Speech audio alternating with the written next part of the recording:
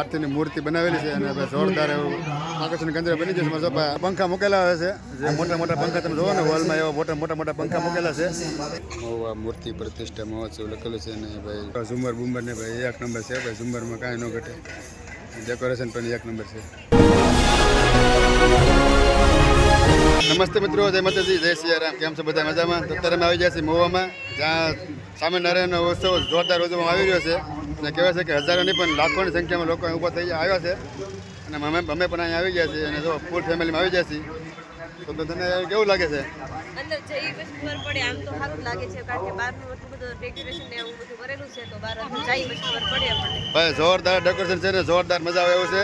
અને લાખોની સંખ્યામાં અહીંયા માણસ મેરા પર ઉમટી પડ્યા છે. જાય સીધા અંદર અને કેવી મજા આવે છે તમને મોજ કરાવીશ.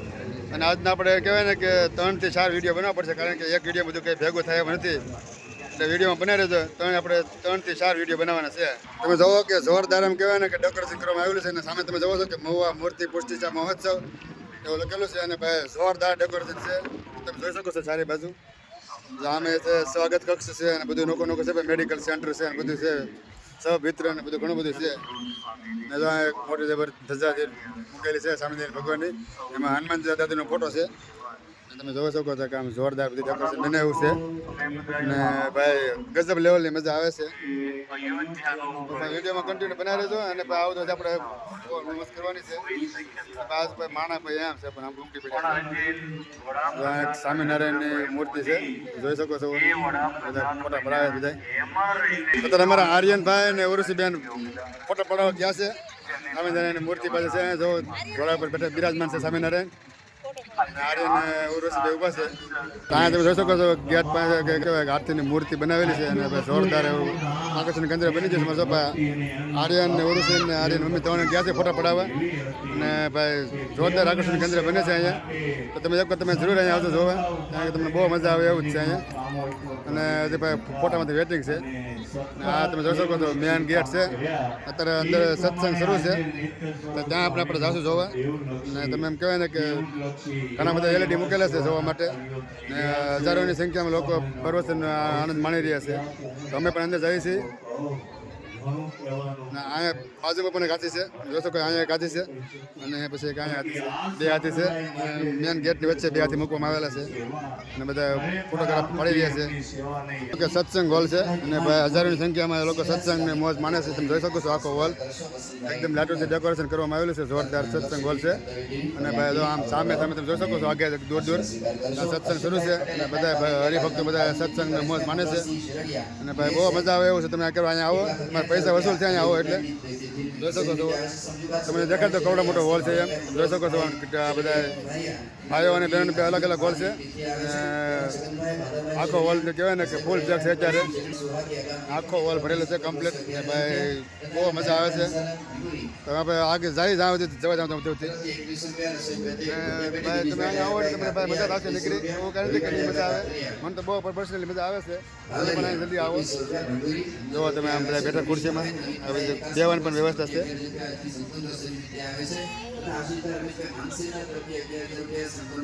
જો આમ ફુગાનો ગેટ બનાવેલો છે. અને ભાઈ જોરદાર મજા આવે છે. ભાઈ એમાં કાંઈ ન ઘટે.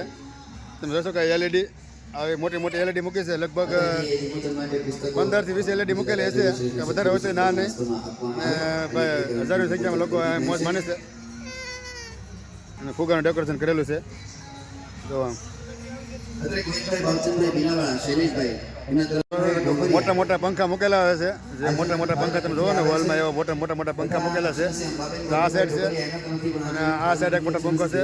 અને આગળ 2 પંખા છે. પંખા પણ લગભગ એમ કહેવાય ને કે 15 થી 20 પંખા છે મોટા મોટા.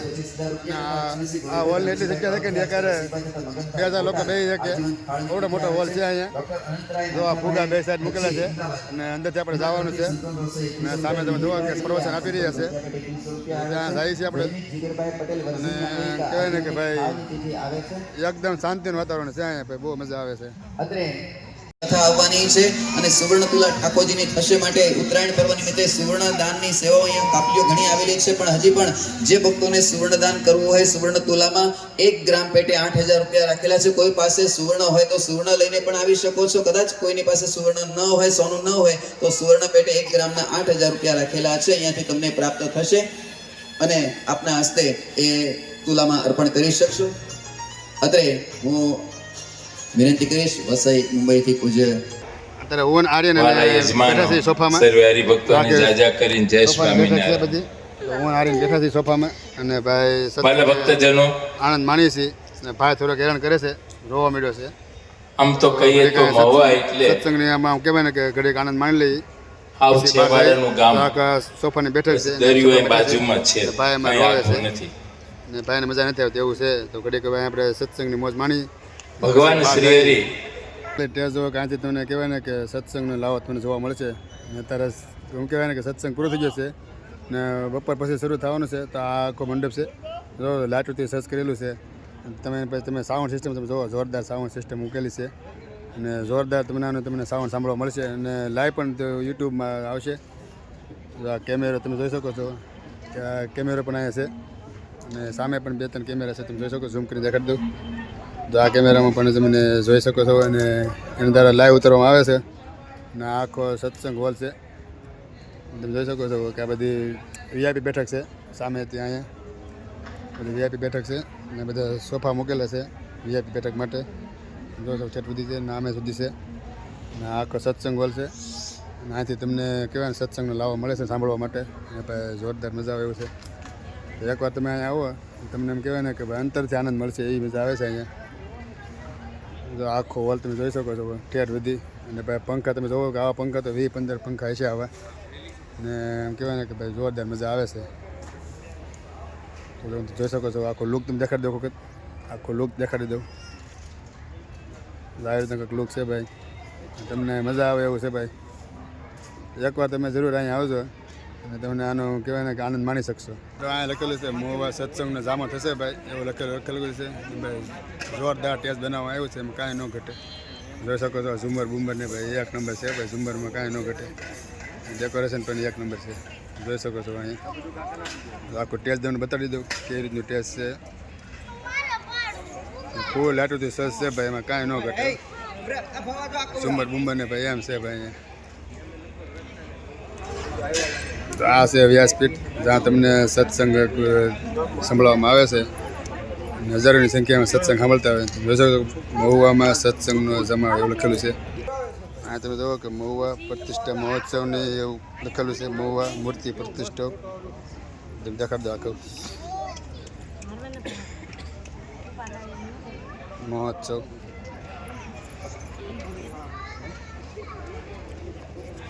મહુવા મૂર્તિ પ્રતિષ્ઠા મહોત્સવ લખેલું છે ને ભાઈ ફૂલડાથી સસ છે ભાઈ. આખું ડેકોરેશન કાંઈ ન ઘટે. અત્યારનો સત્સંગ પૂરો થઈ ગયો છે અને હવે બપોર પછીનો સત્સંગ શરૂ થવાનો છે. બધા બધું બંધ થઈ ગયું છે અને હવે બપોર પછીનો બીજો જે કાર્યક્રમ હશે એ શરૂ થવાનો છે. અત્યારે એક સત્સંગ પૂરો થઈ ગયો છે, તો હવે સીધા બહાર જઈ અને બહારનું જે કાંઈ વિડીયો બનાવવાનો હશે એ બનાવશું. તો તમે બેઠા છે ફેમિલી યારે, સત્સંગ પૂરો થયો છે હજી. બધી લાઈટો બંધ કરીને બેઠા છે અમારા ભાઈ ને ઉર્વશી નારાયણ મમ્મી ને ભાઈ. સત્સંગમાં સાંભળવાની બહુ મજા આવે છે ને અમારા ભાઈ તો રોવા મળ્યો છે. કેવી મજા આવે ભાઈ આવે તને? મજા આવી છે. અત્યારે શાંત વાતાવરણ અમે અત્યારે તો બંધ થઈ ગયું છે પણ તોય ત્યારે સારું શાંત વાતાવરણ આમાં પછી દેખાડો. હવે તો ખાલી એમ કહેવાય ને કે થોડોક જ પૂછ્યું, હજી તો આમ થોડું બધું બાકી છે ઉતરવાનું. હવે ખાલી હજી એક જ લુક છે ખાલી. હજી તો ઘણા બધા ડેકોરેશન છે, સ્ટોલ છે ને શું કહેવાય ને બાળકોનું રમતગમતનું છે. હજી મેળો બાકી છે, તો હજી તો ઘણું બધું બાકી છે. કાં જોઈ શકો છો કે એમ કહેવાય ને કે 2,000 માણસ બેસી શકે ને એવડો મોટો હોલ બનાવેલો છે, જેને મેં તમને આખો વિડીયો અંદરથી ઉતારેલો છે. આ ખાલી બહારથી તમને લુક બતાવી દઉં.